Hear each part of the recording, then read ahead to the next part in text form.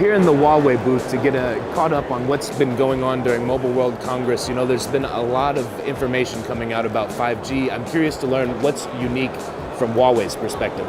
Certainly. I mean, 2018 was a really eventful year for 5G, but what we've seen is 2019 is really had really much more to say about 5G, specifically from our side. We're so happy to see the commercial readiness for 5G end-to-end. Until now, we shipped the 40,000 base stations for 5G, and also we have more than 30 contracts. But the key, I think the key aspect of what we have in 5G this year, it's all about its life network. So we had the commercial network here in Barcelona, and we have also our 5G phone. So we facilitate full commercial end-to-end 5G that fits all deployment scenarios with different form factors of all of the equipment, the terminal, access, transport core, and even some of the use cases. Well, Mohamed, I know a lot of attention's been placed on 5G, but LTE still has a long tail on it in terms of serving as a fallback and in some places a primary connectivity medium. How is Huawei continuing to innovate around LTE? That's really a good question, and let me start by telling you what's our strategy in 5G first, and then that will lead us to what we're doing in LTE. So our strategy in 5G is to facilitate simple, powerful, efficient, and secure deployment for 5G. And we've seen our strategy is really good in encouraging our customers to deploy 5G.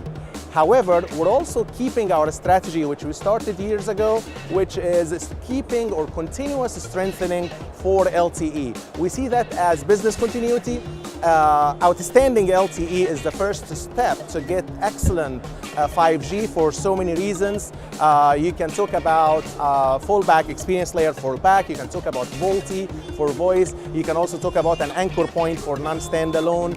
You can talk about incubating 5G-like businesses, for example, IoT, fixed wireless access, high-def video. So we really focus on providing 5G-like experience and 5G-like services in today's LTE network, which will let the customer continue their business until 5G becomes more ubiquitous and more mature. So I'm curious if you could look ahead a little bit when 5G is ubiquitous and is mature. What type of benefits do you expect consumers and enterprise users to enable? Okay, so when we talk about maturity of 5G, I think from infrastructure perspective, it is mature. Like we have, as I said, commercial grade, large scale deployment. But really, I mean maturity in the ecosystem. We've seen now the phones, there are many phones in the system, but not really the price that will make it so mature ecosystem like LTE.